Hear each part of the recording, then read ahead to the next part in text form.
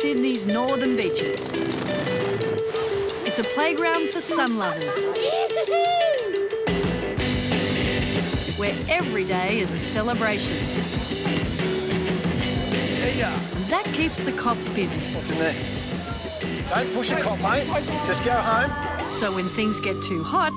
OK, listen, it's a licensed premises. You need to leave. We're heading code red to Narrabeen as well. We'll be 5. Can you get me your ID, please?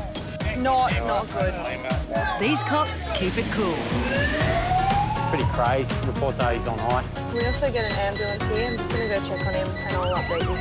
Please, all I'm asking you to do is go home. If you behave like that again, then you will receive a fine, OK? Welcome to their world. Tonight, I need you to stay in your unit tonight, OK? neighbours are in lockdown in a terrifying incident. He's noticed a tomahawk inside. He's also seen a machete in the back room. We don't know what he's capable of. We don't know what he wants to do. I can smell it now, it's pretty strong. Yeah. Some dope on the beachfront is creating a big stink. This baggie of marijuana on the ground over there, is it? And this cop's going to be in a lot of trouble. No, but I'm too scared to tell my dad. I'm going to be grounded. That's tonight on Beach Cops.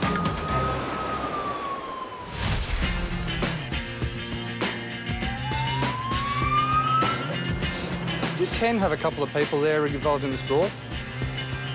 I'm a karate expert. I just play black belt. Oh, I'd love Security guards have now approached us and told us you've assaulted them. So you've been gardening tonight? in your undies. It's been a standard Wednesday night on the job, until Gibbo and Terry get an urgent call out to a man threatening to cause harm. This guy's got a baseball bat and he's going off his tree, so we'll get there quick.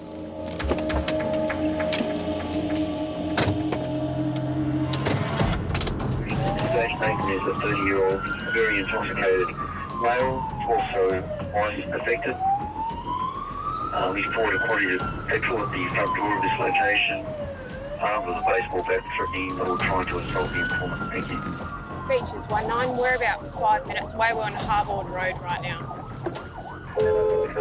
Continue red, but just with caution, thank you, because Northern Beach 35 advised we've got the male, he's locked himself into a garage unit. Is there anybody else in there with him, Northern Beach 35? Northern Beach 35, no, he's just there by himself. He does have access to quite a number of crowbars and tools. He's walking around, apparently he's on ice. Oh, yeah. There's about 4 unit blocks, goes right to the back, they're sort of industrial buildings. As the guys get closer to the building, they can see and hear the man as he rages inside.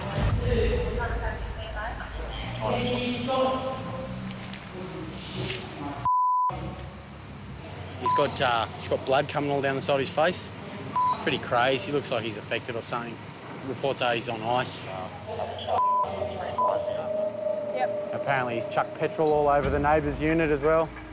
So get the fireys here in case he wants to set himself on fire. I think he needs some pretty urgent help. At this point in time, it's just a siege mentality. We just contain and negotiate with him. And all the petrol he's thrown around has made the area dangerous. So Gibbo needs to keep people away. So if you could just do me a favour and just stay out on the footpath. Thank you. I'm just watching my window. I've got my partner, Terry. She's watching the other window. Looks like it's like the back office of the warehouse. So we're just going to make sure he doesn't jump out the window. Hear him? Yep. So he's just come out there and walked. There's a room here. Is he still bleeding? Yeah, he still looks like he's bleeding. Just talked to one of the neighbours. Both windows are part of his property, so it's an up and downstairs block. And he's seen us standing here and then he's walked back. Short dreadlocks, brown hair. He's pretty furious, actually. Looks real angry, so... I would say the immediate danger is a fire. Smells pretty strongly of petrol in there. Boys, listen up. You're going to smoke. Can you go? Just go. I don't care which way the wind's going. Just go 100, 200 metres away. Gibbo gets everyone out of the way because no one's ever sure how this type of situation will end. I need you to stay in your unit tonight, OK? Okay. All right, so you just... No, we're not going. I'm just doing a barbecue for a friend. No barbecue. I need you to turn all the flames off, please. No smoking. We've got petrol floating around here. We need all flames off, OK? And I need you to stay in your unit. If you need to come out, you talk to me through your window, please. OK, no problem. Thank you. And if this guy is affected by ice, it just makes a bad situation even more unpredictable. Usually when they're drunk, it's just impossible to reason with anyone that's drunk because they're always right. When they're drug affected, the ice is just really hard, really, really hard. Hence why we've got such a response tonight. Everyone's taking it so seriously. Let me have a look. You right here? Yeah, I'm all good. So I was just speaking to my offsider here. He's noticed a tomahawk inside. He's also seen a machete in the back room. A number of different knives just located all around the room. We don't know what he's capable of. We don't know what he wants to do. We've got a taser at the front door and I'm the other taser standing at the back here.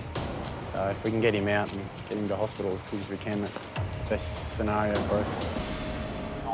And then, unbelievably, the man walks out of the front of the building and gives himself up. Sounds like he's come out of his own free will.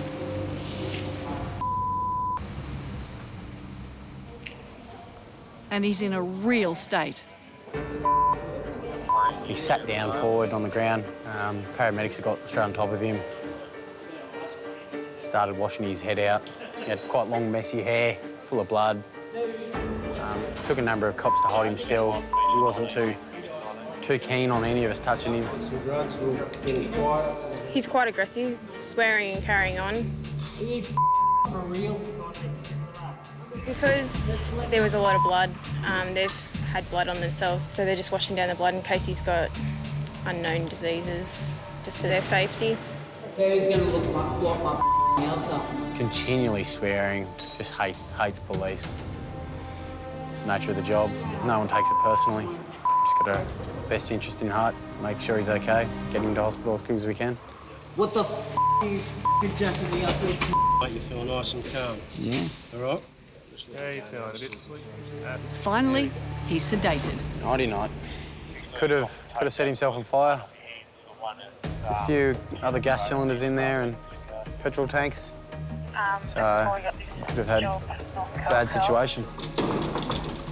No one got injured, so good outcome. Poor bloke. Feel for him, eh?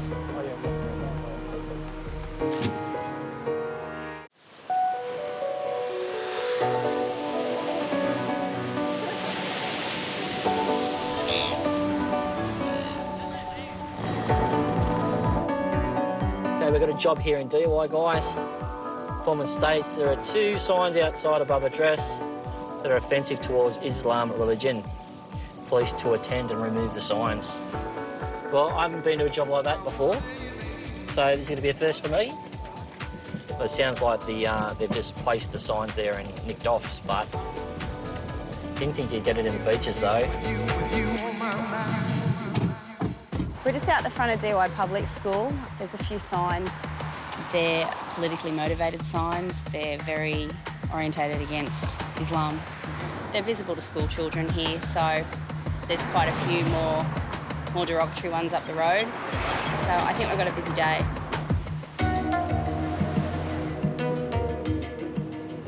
And just up the road, the situation is more serious, as the anti-Muslim signs have been placed right outside a mosque. I noticed that people take the photographs of the power pole. Yep. And they were just standing here taking photographs and then they just disappeared. We've already been approached by a few passers-by and we've established that people have taken offence to what they've seen.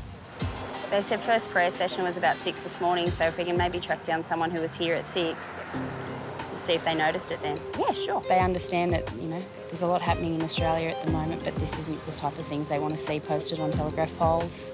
It sort of cuts me up a bit because I'm a pretty chilled out person. I've just been swimming at Curl. I've been skating down to Manly. But, I love the place, It's my home.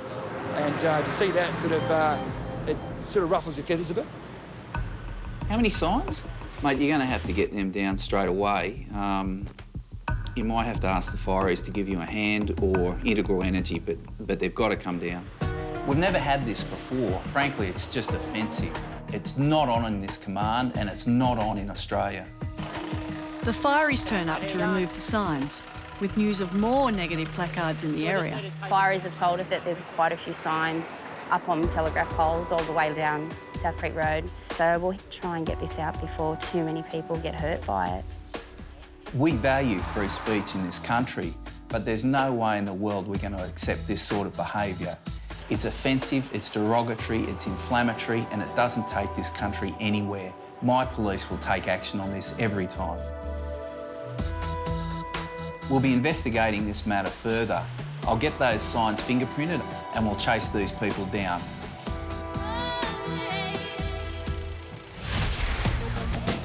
Don't care, go home. Want to make sure that you're okay? And we'll see if we need an ambo for you. The skinny guy punched him on the face. Okay. It's a busy Saturday night, and Ryan and Nathan from the street policing team are halfway through their 12-hour shift walking Manly's beachfront. You can smell it now, it's pretty strong. Yeah. Oh, just got it again. Sweet. And they've just caught a definite whiff of something illegal. It was silly enough to be smoking It's fairly cannabis. strong. Yeah. These guys all sort of popped up quickly. Oh, you doobie. There you go, mate. You can pick that one back up for me. Oh, sorry. And grab your licence out for me. Mate, we're wandering past the stand to try and have a bit of a look around. I smelt the distinct scent of cannabis in the air. We followed it to its source and I saw one guy stand up and sort of toss something with his left hand. Everybody down there can smell it. I'm talking, I smelt it outside the stand. I walked all the way up. But it seems the effects of that joint have already made their mark. He might think it's funny, but he's in a bit of trouble. If we don't take action on that and people are just smelling cannabis and watching us walk around, it makes us look a bit foolish. At the end of the day, it's a law of New South Wales. We need to enforce that law. Given your possession of marijuana, I have reason to suspect you have other forms of drugs on you. I can't attempt to search you. Just keep your hands in front, don't make any sudden moves or anything. No, you're right. What do we got here? That's the tobacco? That's the tobacco. No extra pot in here, mate, for safekeeping. Nothing found on him, but that isn't the end of it. Whose baggie of marijuana on the ground over there, is it? It's yours. Come over here. Your baggie of marijuana, mate. Yeah. Pick that up for me, mate. No worries. I'm going to take that there. Mate, we're just going to walk to the police station. It's just around the corner, and we'll sort it out, OK? I'm so sorry about that. Just in here, mate. My first thought was get rid of it. Don't get caught with too much. Like, you know, I don't smoke a huge amount. Just like, just a bit of a mug, really. Mate, this is the cannabis caution that I mentioned to you, so it's got your details here. It's got the offence details. And he's one lucky mug, because he's getting off with a caution tonight. Less than 15 grams, personal use, over 18, and no other criminal offences. Yeah. Hey, mate. So that's your caution. So he did lie to us flat out, but you expect that. That's what people do. People lie to us. Go and meet your friends, mate, and stay out of trouble for the rest of the night. Ready to go. Thanks for your cooperation, mate. See you later.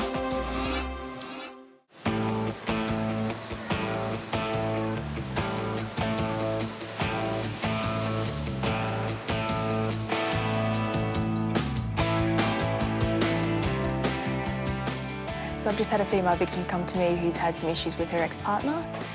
She's provided me with a statement, and in the statement she said that she's got fears for her safety and she's been intimidated with a firearm. So I've applied for an AVO and we're about to go and serve that on him. We also have information that he has a rifle and possibly a crossbow, so we'll be taking that from him.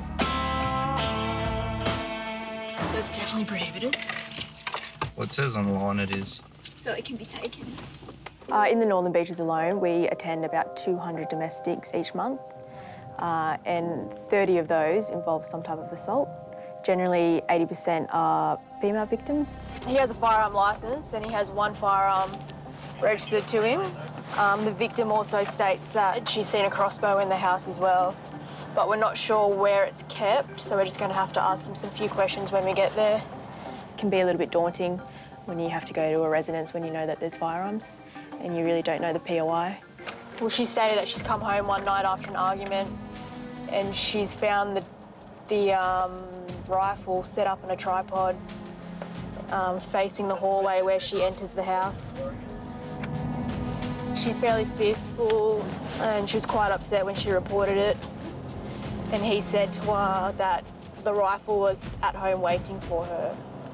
Was she so scared of him? So obviously it's risky when we attend places that have registered firearms. So the plan is to go to his house and serve the AVO on him, explain the situation as best we can, and take those firearms from him. The man is inside with his weapons, waiting for the police. He knew we were coming. He was well aware of what was happening. He had the firearm ready. So this is the firearm.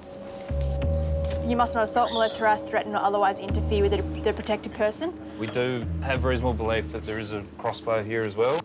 The crossbow in question was in fact a bow and arrow, which doesn't require a licence. So only the rifle was seized. We had a look at it. Yeah. It's a volatile, mate. He said he had a hunting trip planned, and when he realised that he wouldn't be getting the firearm back, he was a bit upset about that. Just the one. Yeah, he had them ready for us. That's good. How much is this worth? Say 2.5 for a Tiger. I think it was the best course of action for us to take for the victim. It was quite evident that she was scared of him. Yeah, I think it was the best thing to do.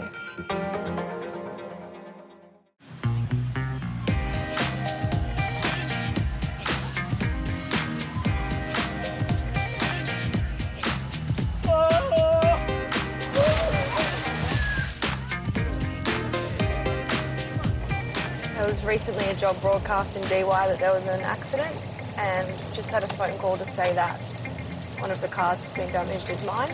So we're going to go and have a look at what's happened. It was a brand new car. The first new car I've ever bought. I guess you start to understand what it feels like when the cops turn up to tell you that your car's been run into. It's frustrating, very frustrating. Oh, Yeah, fixing car. There it is. I can't look. Oh, man. It's okay. And I can't swear, right? Nope, you can swear all you want. Oh, no. That is worse than the photos. Yeah. Where's this driver? She's inside talking to insurance. So it looks like a vehicle was driving up the road and they've tried to perform a U-turn, and whether or not they've put their foot on the accelerator rather than the brake, and they've come across the other side of the road, collided with my vehicle at the front end, and it's pushed my car back into another car, and then that car back into a third car. Is yours bad? My boot Mine's back into yours, into hers, and then... I was going to park in front of Beck. They're all actually fellow cops from DY, so the 3 cars that got hit were myself and 2 of my friends from work. And I completely forgot that I parked behind you. She called to tell me that my car had been run into before she realised that hers had also. Yeah. I actually just got my old car written off a month ago. This was the replacement. Yours isn't written off, though. No, but I'm too scared to tell my dad. That is not good. It looks worse now. I think it's a write-off. I don't think it's got much hope, really. When they moved the other vehicle away, just the front of it just completely fell off, and looks like there's some more damage there. So I'm not holding my breath to get that one back, but we'll see how it goes. You want to start whinging about the damage to your car? My boot's got a lot of stuff in it at the moment, so I think I'm going to have to recruit a few people to help me move everything out. All right. Beck! Oh, Beck! That's what your garage is for, not your boot. I moved house not long ago, and I still have a lot of things in there that... Oh, the excuses. I'm just going to shove it all in one bag. What is this doing in here? It's the courts. Cops are human too. What's that? This is Beck's 50 Shades of Grey that we've found in her boot there. 2 picnic rugs, 50 Shades of Grey. Date night, come on. You've already on the side. Oh. Maddie's car's resting on the front of yours, but I think you can still be able to drive it. That's another officer. She's at another job in Manly at the moment, so just had to give her the bad news. So 3 officers, not good. You know what's going to be terrible? Killing my dad. I'm going to be grounded. I'm never parking here again. Oh, no. Such a soothing sound, that. Yeah. Just got to see the humour in it, I guess, and having been in the job for a while, it puts things in perspective, and at the end of the day, we're all okay and I'll get the car fixed. There's no point getting too worked up about it now it's happened. So. I was actually going to park in front of you today, but I couldn't be bothered reversing on that hill. Someone is watching over me today, but